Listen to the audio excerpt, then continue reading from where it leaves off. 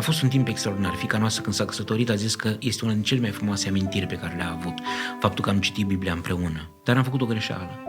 Citeam ca să bifăm că am citit și uneori citeam rapid și uneori ei aveau întrebări și nu răspundeam întrebărilor și a devenit un obicei bun, dar și un obicei bun poate avea consecințe rele.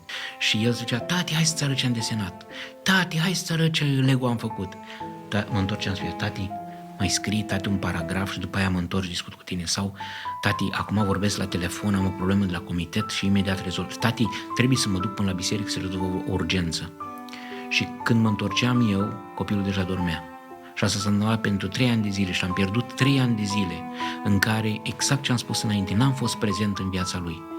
Ăla a fost din nerecuperat. Timpul ăla nu se mai întoarce înapoi. Și după aia, când a ajuns la 13-14 ani, a zis: tati, acum am alții de prieteni, îmi pare rău. Deci am citit Biblia, am făcut un lucru corect, dar un lucru corect în sine, dar nu l-am făcut personalizat pentru fiecare copil. Cu fiecare copil trebuie să citești Biblia altfel. Unul are mai multe întrebări, unul are alte curiozități.